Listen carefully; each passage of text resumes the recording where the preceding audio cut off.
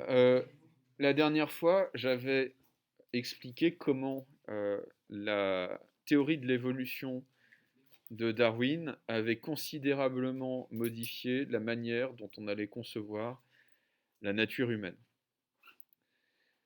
Donc, je parle un petit peu et ensuite on va noter. Au fond, on considérait que la nature humaine était quelque chose d'éternel, qu'elle était fixe, et surtout qu'elle était réellement distincte de celle des animaux.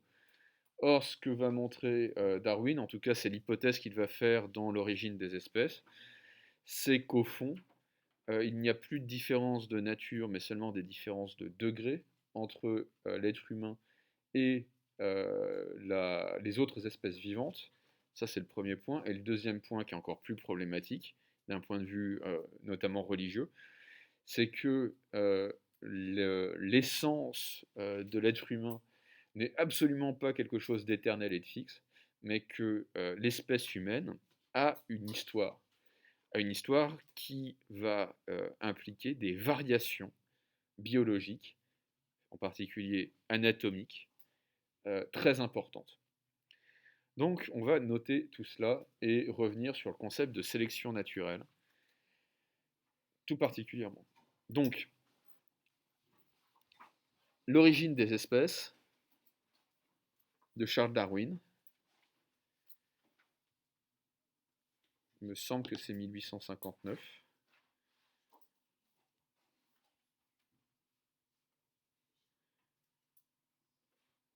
Oui,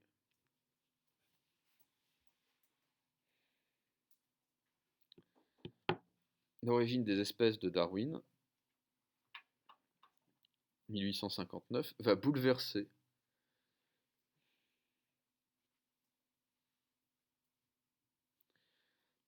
la manière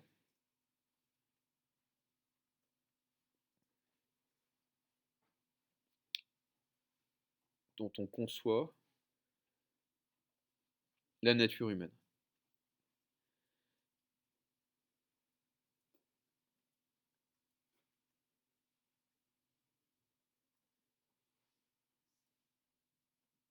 La manière dont on conçoit la nature humaine.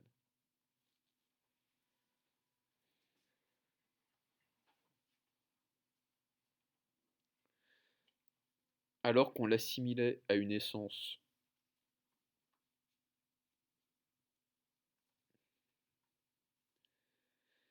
éternelle,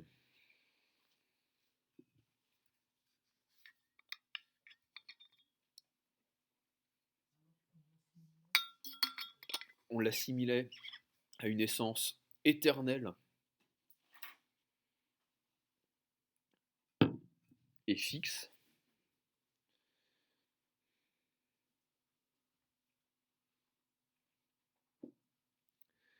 Darwin va formuler l'hypothèse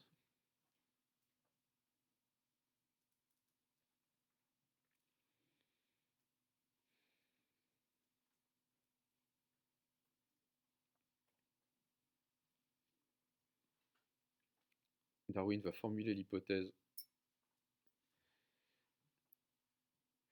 que non seulement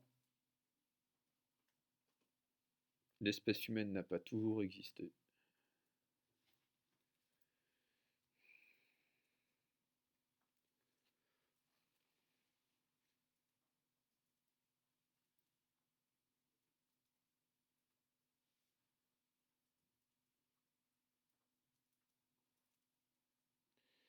mais qu'elle s'est modifiée avec le temps.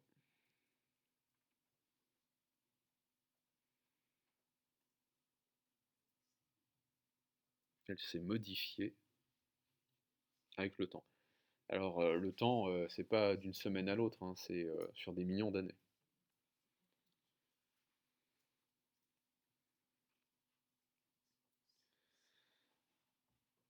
En effet, pour Darwin,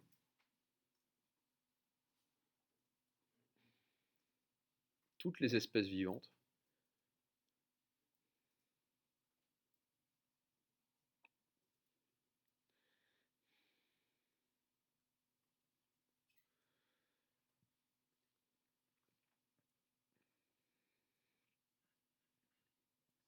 proviendrait d'un ancêtre commun.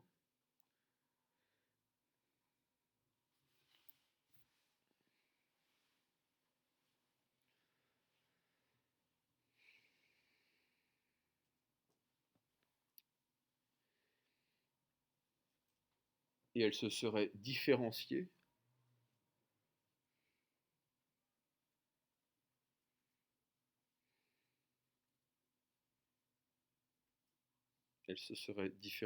en fonction de deux critères,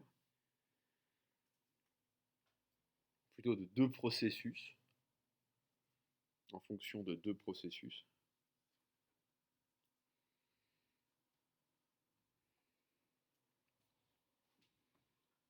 La sélection naturelle,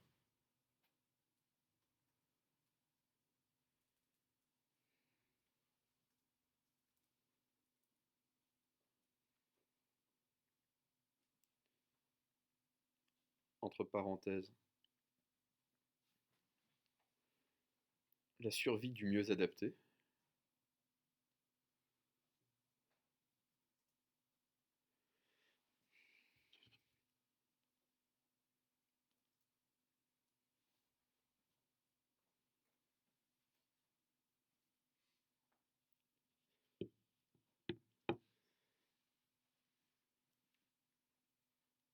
et des mutations aléatoires.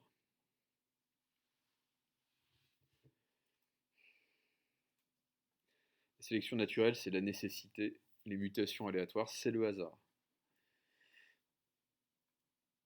Alors, comment l'expliquer? Chaque espèce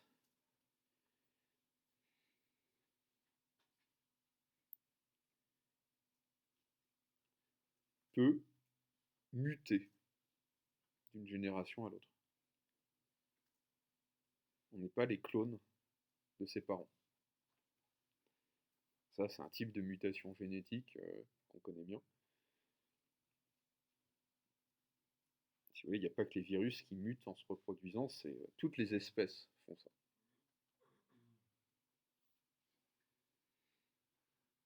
Or, ces mutations peuvent représenter, si elles sont transmises,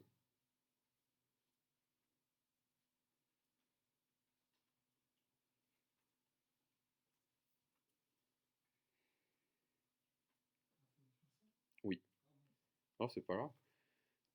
Vous pouvez me redire le début de la phrase?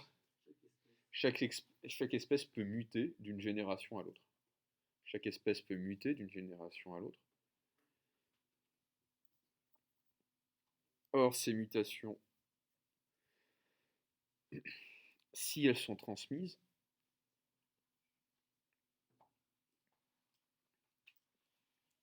peuvent représenter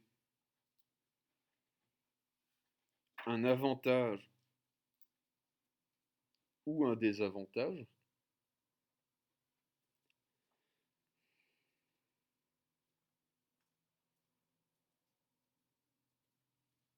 face au milieu.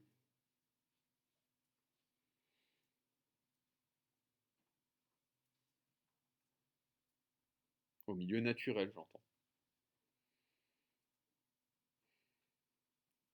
Un exemple parmi d'autres, hein. Mais à quoi ça sert d'avoir des mains lorsqu'on est une espèce sous-marine? À rien. Il vaut mieux avoir des nageoires. Et ce que va dire euh, Darwin, c'est que si jamais il y a une espèce subaquatique qui a développé quelque chose comme des mains, euh, elle va disparaître parce que les espèces qui vont développer des nageoires, ou qui vont rester avec leurs nageoires, vont être beaucoup mieux adaptées à leur milieu naturel, à leur environnement, on dirait aujourd'hui. Okay. Donc, il n'y a pas de particularité, il n'y a pas de traits physiques, de caractéristiques physiques qui soient supérieures ou inférieures en soi. Il y a des caractéristiques physiques qui sont supérieures ou inférieures en fonction du milieu dans lequel on va habiter. Je crois que j'avais pris l'exemple du tyrannosaure la dernière fois, ou pas? Oui. Bah, on pourrait se dire que oui, le tyrannosaure est très costaud. Il est tellement costaud qu'il a besoin de beaucoup de viande pour se nourrir. Et le jour où la viande manque dans son milieu naturel, parce qu'il y a eu un bouleversement écologique, eh bien le tyrannosaure est moins costaud que le moustique. C'est comme ça. Le moustique va survivre et le tyrannosaure va s'éteindre. Euh, on traduit le concept de survival of the fittest par la survie du plus fort. Sauf que c'est pas du tout ça, the fittest, chez Darwin. Chez Darwin, the fittest, c'est celui qui fit le mieux, c'est-à-dire qui est le mieux adapté à son milieu. C'est pas la survie du plus costaud. Ça va pour tout le monde? Ok. Pas de problème avec le soleil? Ça va? Ok. Alors, vous pouvez noter ça. Donc, il n'y a plus, il n'y a plus de différence de nature entre l'homme et l'animal. Il n'y en a même plus entre l'homme et la laitue, en fait.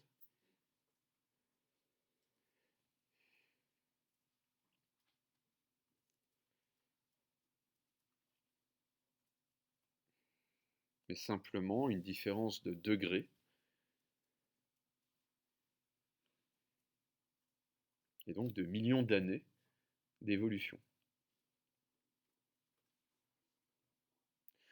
Simplement des différences de degré. Et donc ces différences de degré ne s'expliquent au fond que par des millions d'années d'évolution.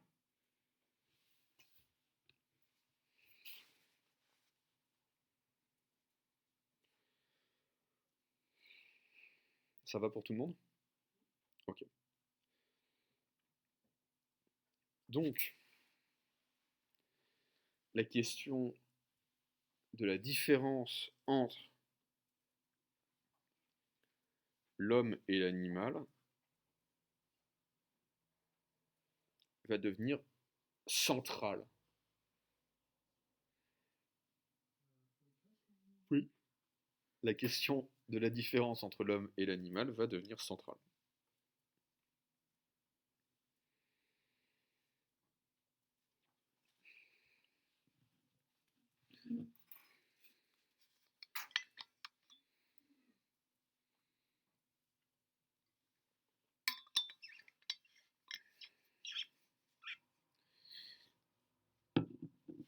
Qu'est-ce qu'il y a d'animal chez l'être humain?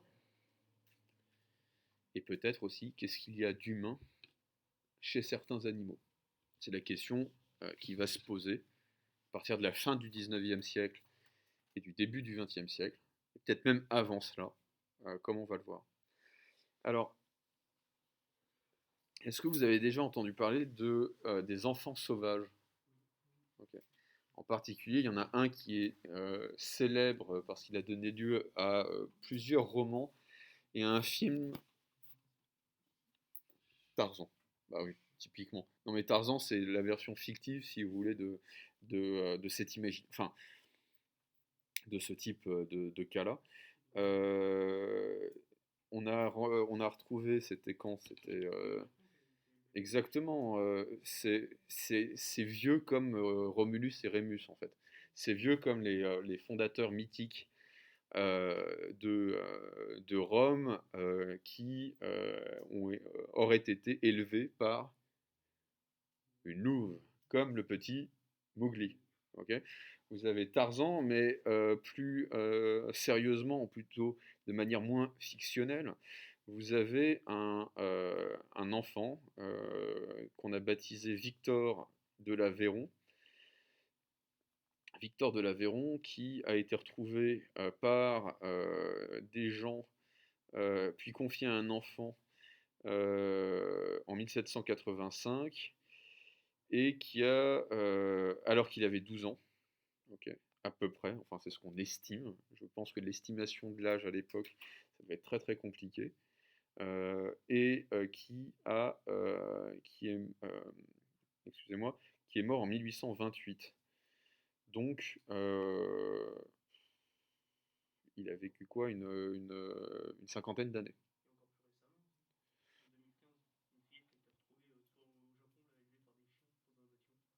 Ah bon? Ah, intéressant. Et alors?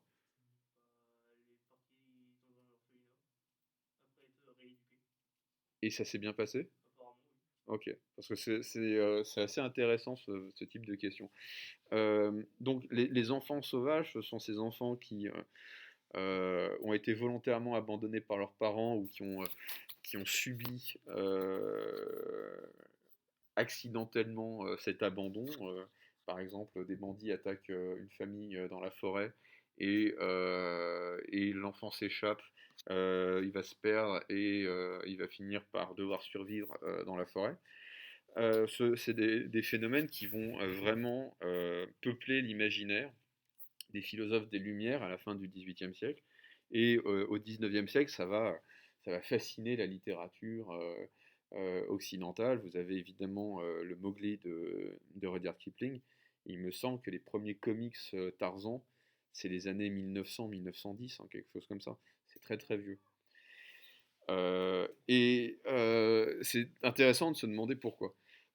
Au fond, l'espérance de ces hommes du XVIIIe siècle, c'était de trouver dans ces enfants euh, une innocence, si vous voulez, l'absence, plus précisément, de perversion sociale, culturelle, civilisationnelle, qu'on ne manquait pas de trouver en fait chez tous les autres citoyens des pays occidentaux à cette époque-là. La même fascination s'exerce sur les Indiens, en particulier les Amérindiens d'Amérique. On considère que ce sont entre guillemets de bons sauvages, c'est-à-dire qu'ils sont restés plus proches de la nature, peut-être de la nature humaine, hein, pas simplement sur le plan écologique, ils sont restés plus proches de la nature humaine, ils n'ont pas encore été corrompus par la civilisation.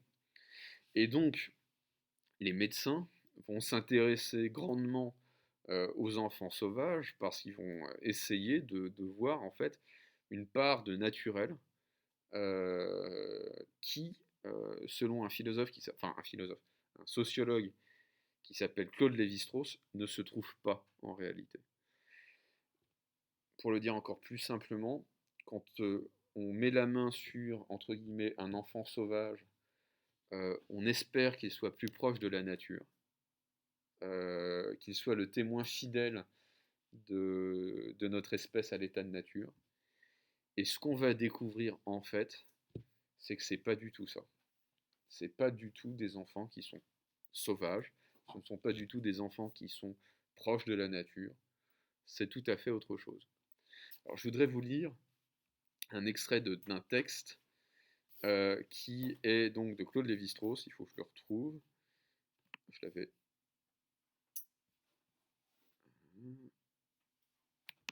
sous les yeux il y a un instant.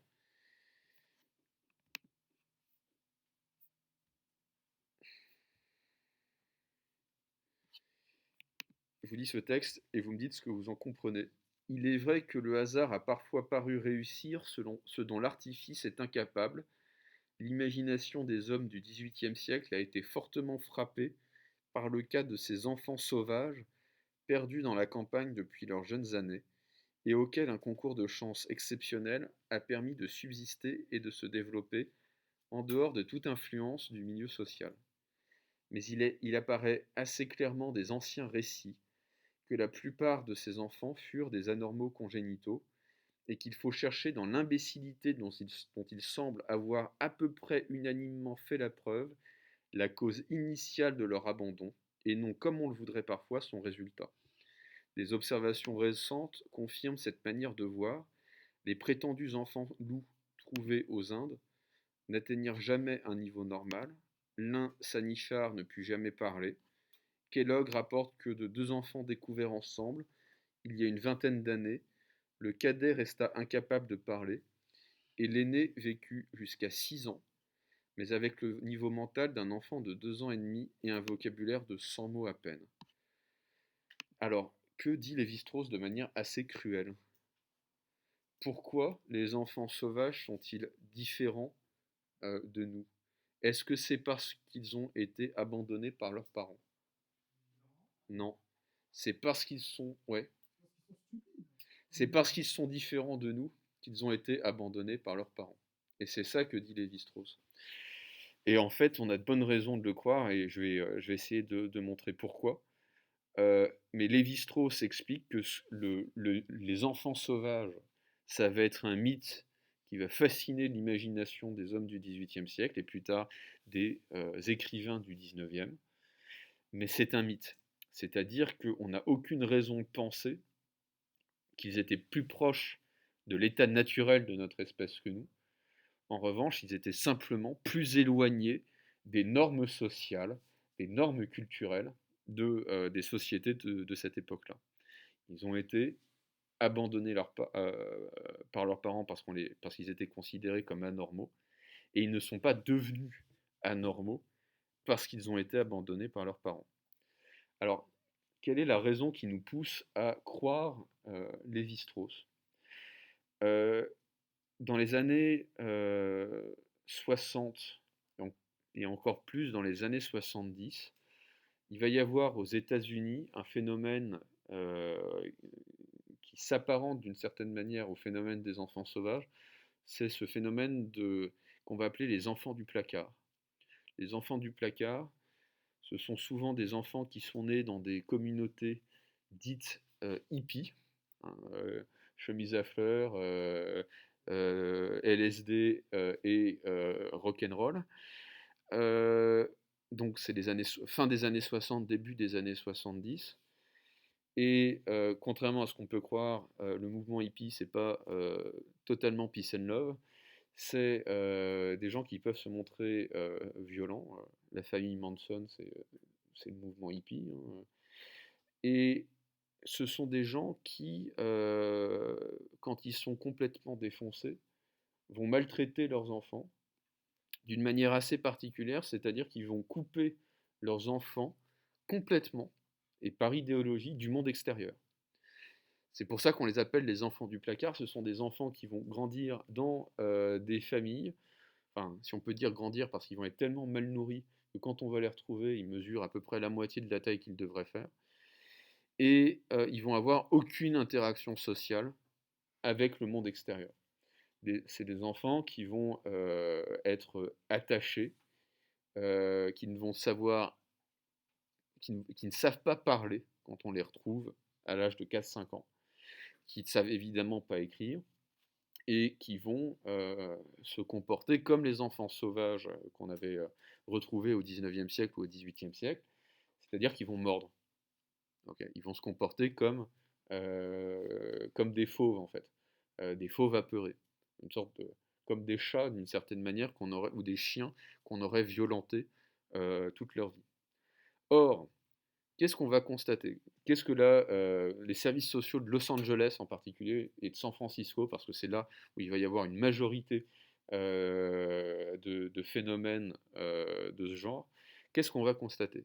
On va constater que si justement on les recueille dans un orphelinat, dans des structures adaptées, ils sont capables de rattraper le retard cognitif qu'ils avaient accusé dans les premières années de leur développement.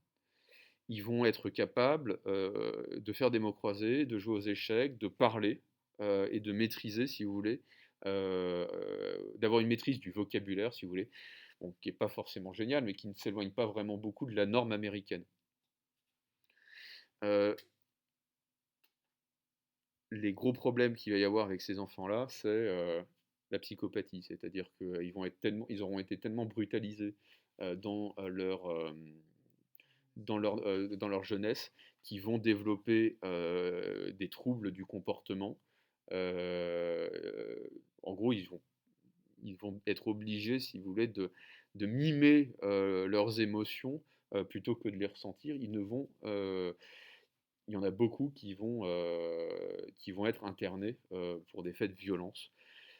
Mais mentalement, aucun problème. Cognitivement, aucun problème. Ce sont des enfants qui vont être enfin, ce sont des enfants qui vont devenir des adolescents puis des adultes qui n'auront aucun problème cognitif. Et donc ça apporte de l'eau au moulin de Claude Lévi-Strauss qui considérait effectivement que euh, les enfants sauvages qui vont rester anormaux étaient, entre guillemets, hein, anormaux aux yeux de leurs parents, et c'est pour ça qu'ils ont été abandonnés. Je poursuis la lecture du texte et ensuite on note une petite synthèse. En outre, donc, ces exemples que sont les enfants sauvages doivent être écartés pour une raison de principe qui nous place d'emblée au cœur des problèmes dont la discussion fait l'objet de cette introduction. Dès 1811, Blumenbach, dans une étude consacrée à l'un de ses enfants, le sauvage Peter, ou Peter en allemand, je ne sais pas comment on dit, remarquait qu'on ne saurait rien attendre des phénomènes de cet ordre, car, notait-il avec profondeur, si l'homme est un animal domestique, il est le seul qui se soit domestiqué lui-même. Ainsi, on peut s'attendre à voir un animal domestique tel qu'un chat, un chien ou une bête de basse-cour, s'il se trouve perdu et isolé, retourner à un comportement naturel qui fut celui de l'espèce avant l'intervention extérieure de la domestication.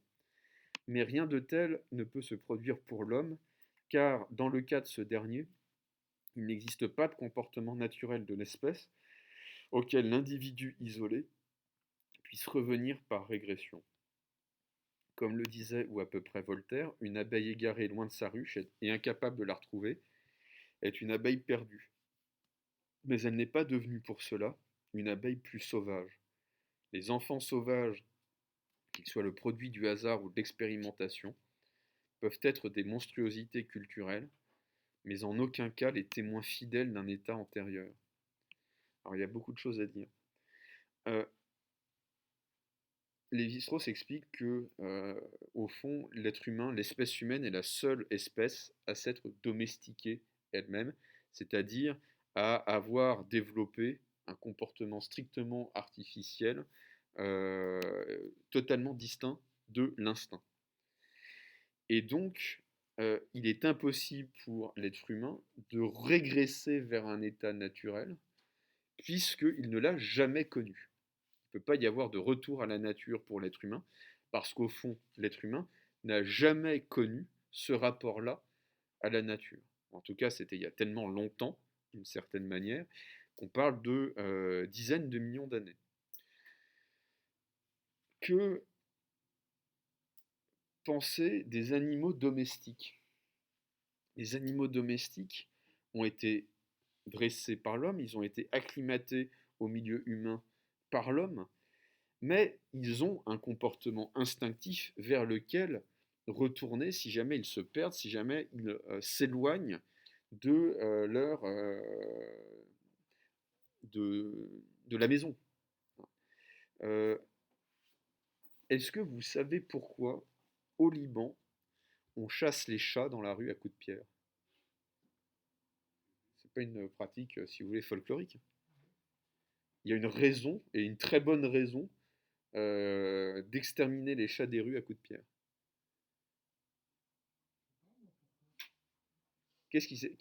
Savez-vous ce qui s'est passé au Liban entre les années 70 et les années 90? Non, il n'y a pas eu une invasion, mais, enfin c'est un peu compliqué, mais il y a eu une grande guerre civile. Il y a eu une grande guerre civile. Il y a eu beaucoup de morts, et en particulier c'était des guerres urbaines très très rudes qui ont ciblé les populations civiles.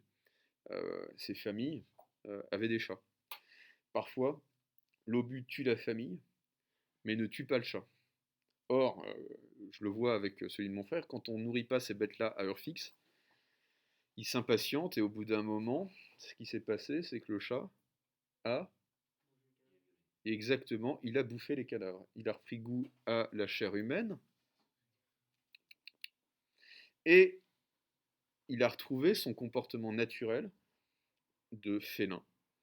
Et maintenant, vous avez des chats qui chassent les enfants en meute au Liban. Vous avez un gamin qui se... Non mais c'est sérieux, hein.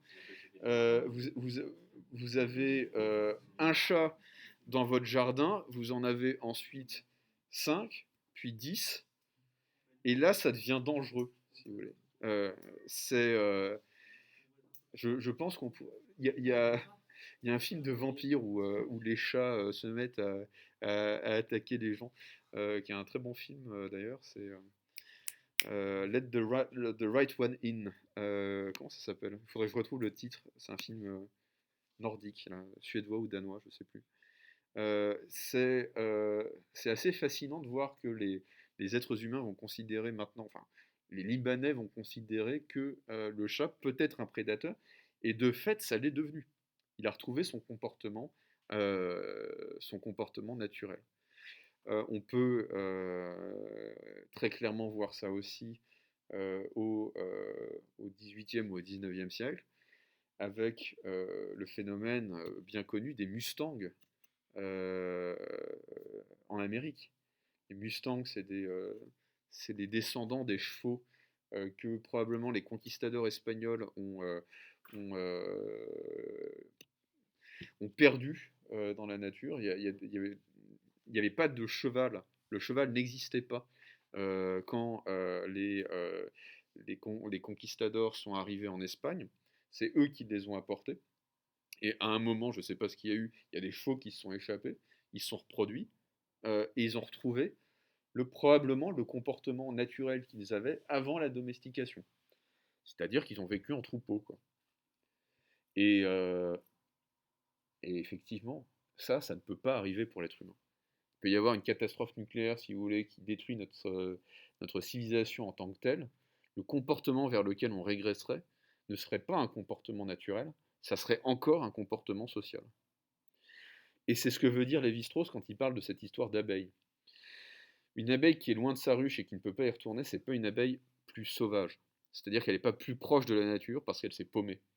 Elle s'est simplement paumée. Elle est loin de sa ruche. L'enfant sauvage, c'est pareil. L'enfant sauvage, ce n'est pas un enfant qui est plus proche de la nature.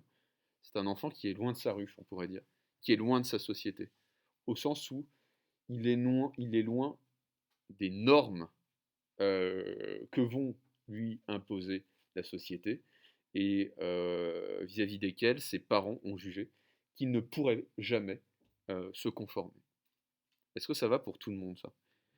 Vous avez des questions? Non? Ça va? Ok.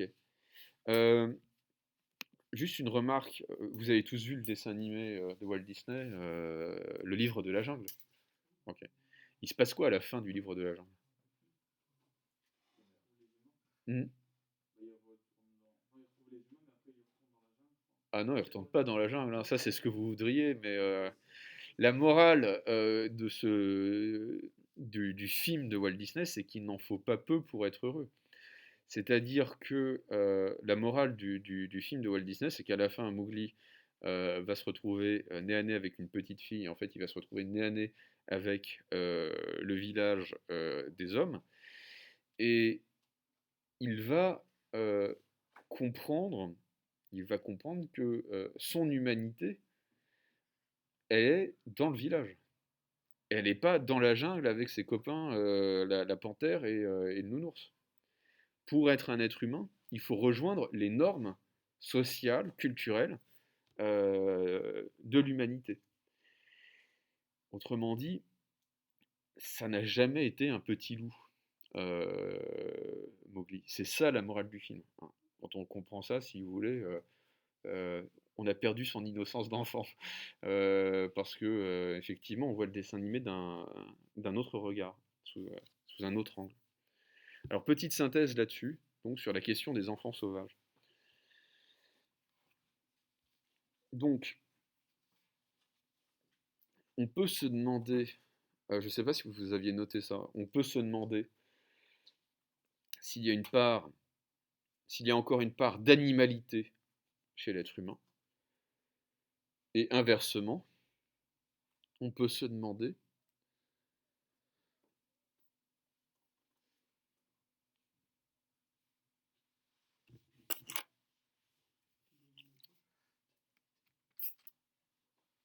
on se réveille. Inversement, on peut se demander s'il existe une part d'humanité chez certains animaux.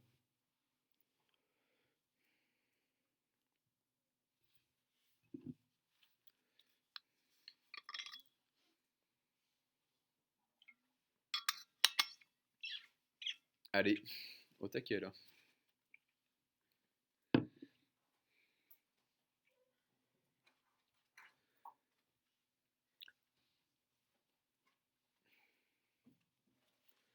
C'est la question, c'est la question qui se pose au sujet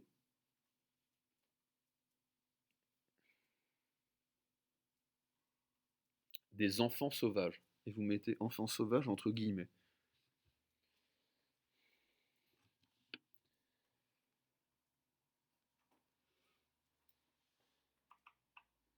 Oui,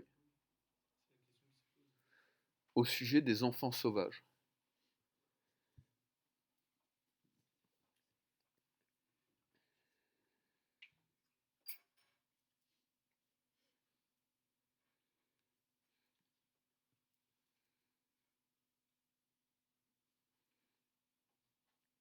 Au XVIIIe et au XIXe siècle,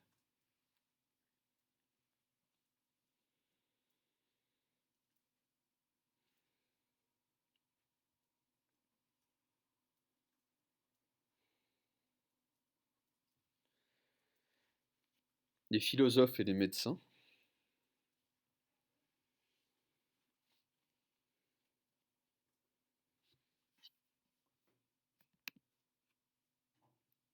vont être fascinés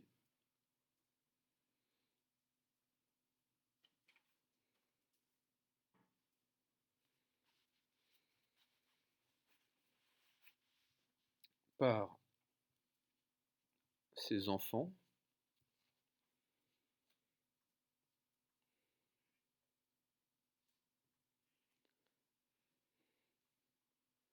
qu'on va retrouver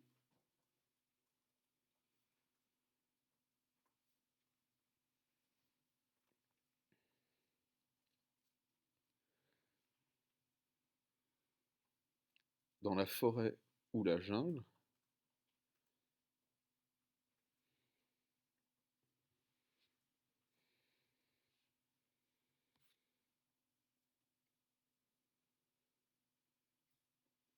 parfois des années après qu'ils ont été abandonnés.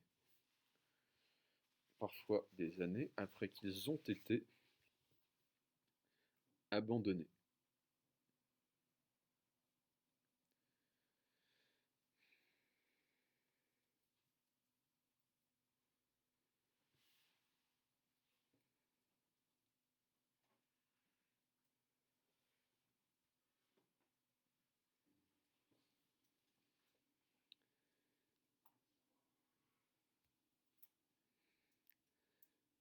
Ces hommes espéraient voir en eux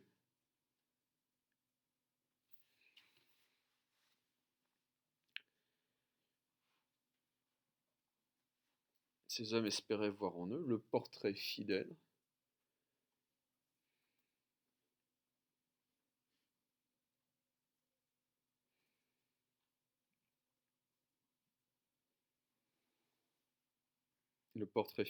de notre espèce à l'état naturel.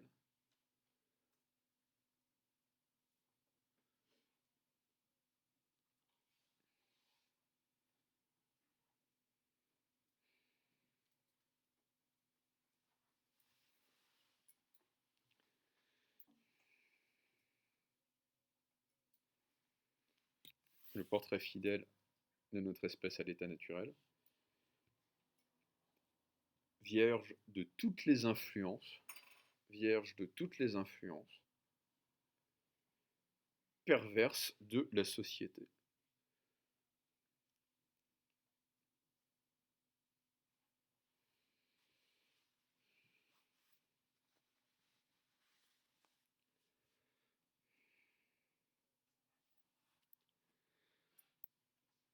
Or, pour Claude Lévi-Strauss, comme le jean, Levi-Strauss, Strau2S. Probablement des cousins. Or, pour Claude Lévi-Strauss,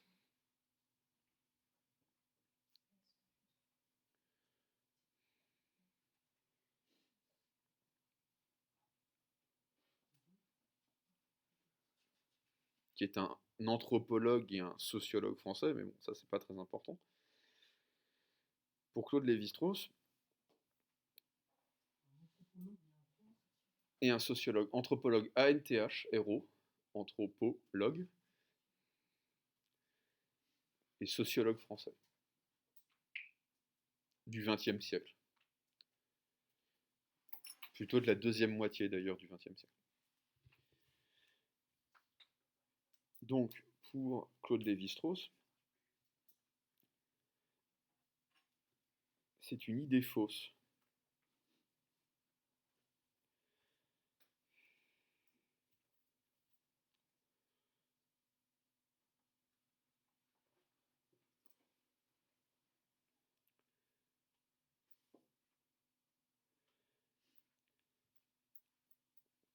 L'anormalité de ces enfants, l'anormalité de ces enfants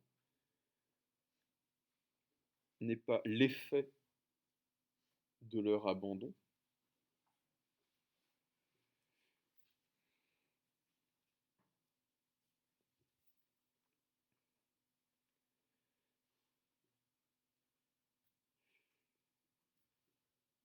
c'est sa cause.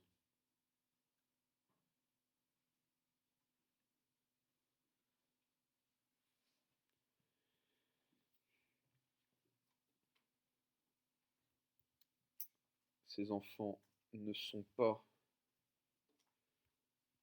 plus proches, ces enfants ne sont pas plus proches de la nature,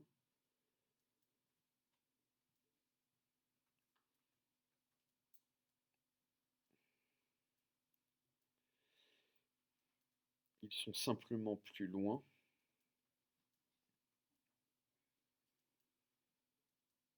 ils sont simplement plus loin des normes de la culture.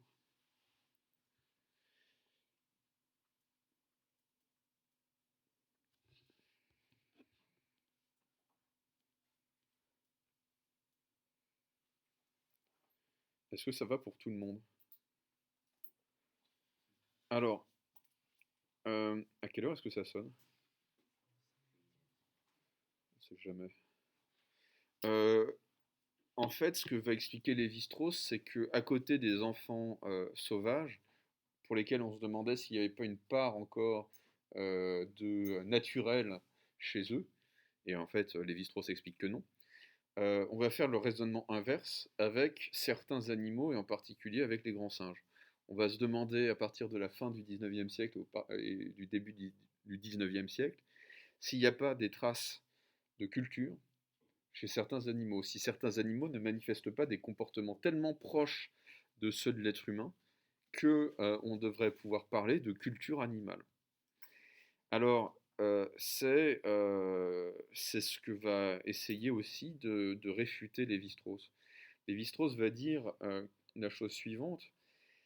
Quand on regarde de près un chimpanzé, et même quand on le met dans certaines conditions expérimentales en laboratoire, force est de constater que tous les éléments du comportement culturel humain sont là. On va réussir à communiquer de manière assez intelligible, encore que c'est relativement limité, avec le singe. On va observer chez les chimpanzés ou chez les gorilles des types de hiérarchie sociale qui peuvent se rapprocher de ce que nous appellerions un comportement politique. Et surtout, dit Lévi-Strauss, c'est ça qui est le plus fascinant, peut-être, chez ces grands singes, on va trouver des sentiments, en tout cas des symptômes, des manifestations de sentiments qu'on ne trouvait a priori chez l'être humain, à savoir des sentiments esthétiques. Il n'est pas rare de voir je ne sais pas comment on peut appeler ça, des familles entières de chimpanzés regarder le coucher de soleil. C'est-à-dire aller à un endroit où on peut voir le coucher de soleil pour le regarder. Okay. Pourquoi? parce que c'est beau. Autrement dit, il y a quelque chose de l'ordre de l'émotion esthétique chez certains singes, très, très, très clairement. Et il y a aussi, et c'est peut-être le plus troublant, des formes de comportement de type religieux. En tout cas, un sens du sacré chez certains chimpanzés. En particulier, il y a des lieux qui sont tabous c'est-à-dire qui sont interdits et sacrés chez certains chimpanzés. Et généralement, c'est des lieux où des événements marquants, si vous voulez, et souvent traumatisants, se sont produits pour ces groupes de singes en particulier, et dont la mémoire va se transmettre en fait de génération en génération. C'est-à-dire, c'est pas simplement des singes qui se souviennent que là, ils se sont fait attraper par des chasseurs. C'est un savoir qui va, enfin, c'est une mémoire qui va se transmettre de génération en génération. Bon, bah c'est déjà pas mal, c'est-à-dire que pour un singe, c'est quand même extraordinairement, c'est des comportements qui sont extraordinairement proches de ceux de l'être humain. On n'est pas encore dans la planète des singes, mais on peut se dire qu'il y a des similitudes dans le comportement qui sont absolument dingues. Or, dit Lévi-Strauss, et ça va, hélas, enfin, hélas ou pas d'ailleurs, ça va se vérifier. Le problème, c'est qu'on prend un petit peu nos désirs pour des réalités, c'est-à-dire qu'on va projeter énormément de choses sur les singes qu'ils ne font pas spontanément. À savoir, en particulier, tout ce qui relève du langage, de la communication par la langue des signes. Dès qu'on arrête de les récompenser avec des bananes et des cacahuètes, ils n'en voient plus l'intérêt, si vous voulez. Abonnez-vous à ma chaîne, mettez un pouce bleu, cliquez sur la cloche, et bon week-end.